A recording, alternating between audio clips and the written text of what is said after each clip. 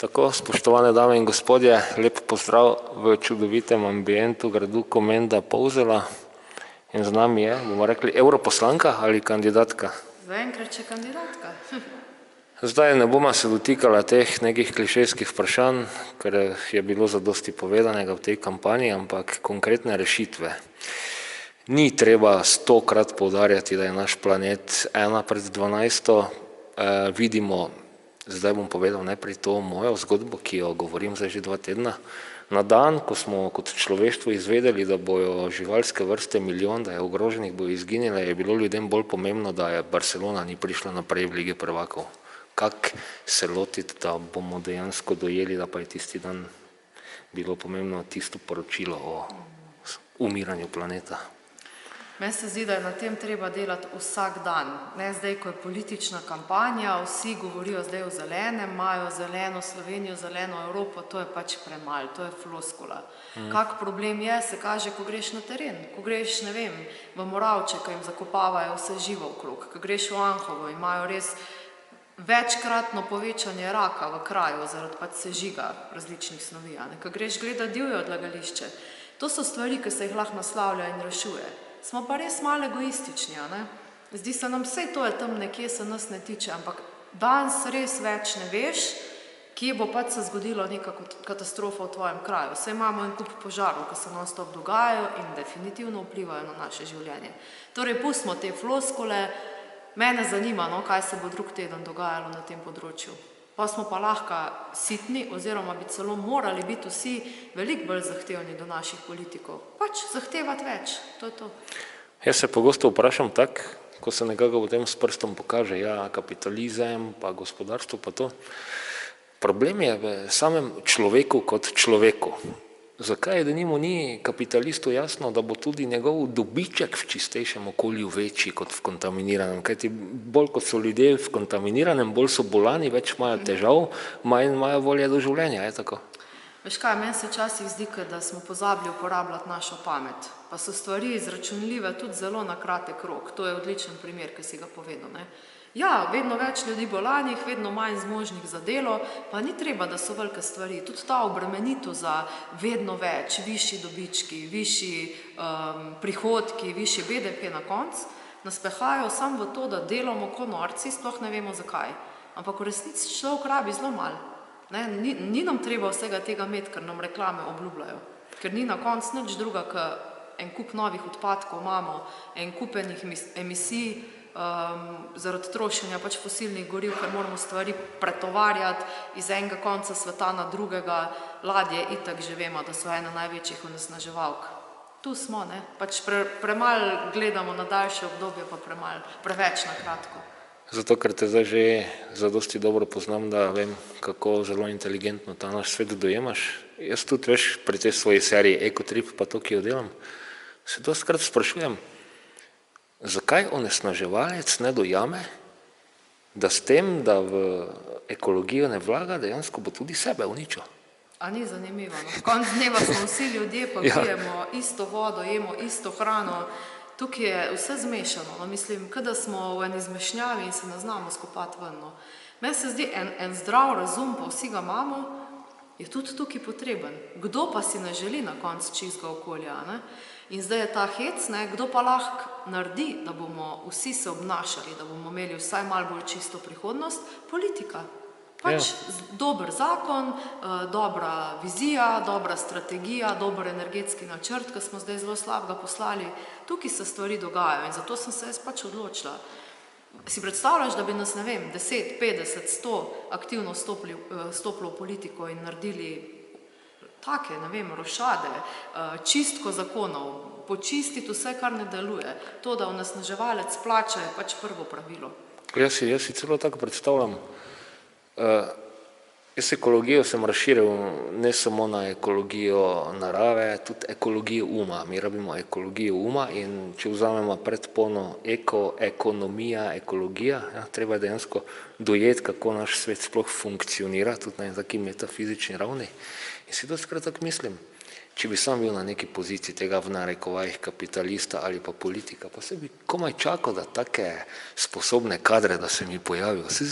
Aktivisti, ki si želijo zdravega in čistega sveta, itak da delajo 10-kratno dozo neke normalne. Ni to res? Ja, jaz mislim, da je, no, in mi je ful zanimivo, ker mi zdaj v tej kampanji ful ljudi govori, samo za plačo ti gre. Ta plača, jaz bi komi čakala, da jo lahko vložim v, ne vem, male pobude, civilne iniciative, nevladne organizacije. Prosim, govorite o tem, delite dogodke, da se začne tudi ta nam malo vrteti v bolj eno ekosmerane.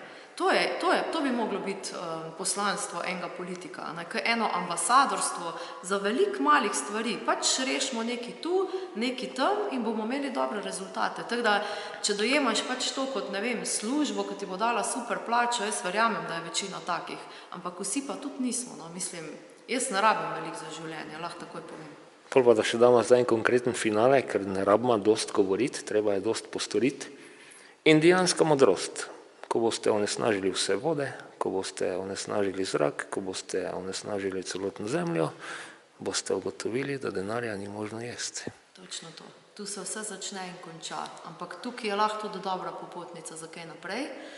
Pa še en hec, ki se jaz vedno tako ostavim pri njem. Vsi si želimo najboljšo prihodnost za naše otroke. A ni res? Vsi to govorimo, ne? A res to mislimo? Kak planet jim popuščamo? Onesnažen, plastika, nerazgradljiva, več kot 500 let rabi, da mogoče se bo razgradila, ne? Polno nevarnih odpadkov, sežiganje, ni da ni. A res hočemo vse najboljše svojim otrokom? In potem, če gremo že, zdaj, ker moramo še malo pičiti, in potem metanje peska v oči z nekimi vrečkami. Ja? Mikroplastika in take stvari so naš problem, kar se plastike tiče. Vrečke, lahko rečeš od danes na jutri, nam jih prodajali srečno kekec. Ja, mislim, vrečke so minimalen ukrep. Predstavljajo minimalen delež v vsej plastiki, ki jo prenašamo sem pa tja. Tukaj je ogromno ene folije, tukaj je ogromno embalaže, ki je sploh ne moreš reciklirati. Mogoče se vrečka še na konc da, ne, in ni tak problem. Če skočim v besedo, pardon. Tudi ljudje se ne zavedajo, da ko kupijo novi avto, vdihavajo hlape od plastike, ki so zdravju škodljive. Lepila. Raznih strupenih substanc, ki so noter pomešane. Špara se na vsakem koraku. In zdaj še malo tak res finale pred finalom. Moja misel v teh mojih ekotrip blogih je pogosto taka. Ne potrebuje planet nas, da obstane, potrebujemo pa mi planet. Točno to. Tukaj smo pa zelo na začetku, ne razumemo še tega. Torej, kako bo Urša Zgojznik to ljudem dopovedala? Jaz vam povem, ki na tej strani kamere stojim, da je verodostojna. Hvala. Veš kaj, prvo se mi zdi podpirati vse take, ki imajo danes problem in imajo kaj zapovedati. Jaz vem, da je v nevladnem sektorju ogromno teh idej.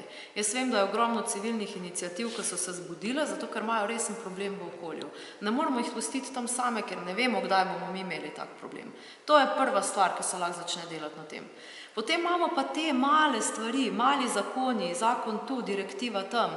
Vse moramo začeti vrteti v to smer. In meni je mogoče najbolj taka, ki zajame ful širok spekter, onesnaževalec pač mora plačati. In to več kot danes. Zato, ker se danes še vedno splača onesnaževati in to lahko naredi politika oziroma napiše tak zakon, da bo pač obdavčeno primerno. Če je na eni strani škoda v okolju, naj se potem ta denar nabere, da ga bomo lahko vsaj do neke mere sanirali. Kar je pa res škodljivo, prepoved. In to lahko napiše zakon.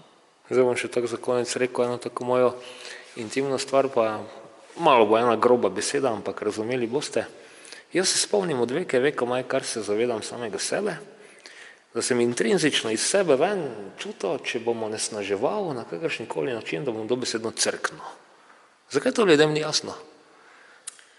Veš kaj, zdi se mi, da je res treba še veliko narediti na tem ozaveščanju, ker pač velikokrat se ljudje tudi ukvarjamo sami s svojimi problemi, pa mislimo, da se drugi ne, ampak jaz mislim, da imamo vsi iste probleme. Seveda. Je treba govoriti več, imamo tudi problem, vse se ne družimo več tako včasih, ne vemo, da smo vsi v istem, ne? Ja. To ozaveščanje pač rečemo temu ponavadi mehke vsebine in je vsem veliko boljš ceste graditi pa pločnike, ki pa vlagati v to, da bi se pogovarjali, izobraževali, usposabljali.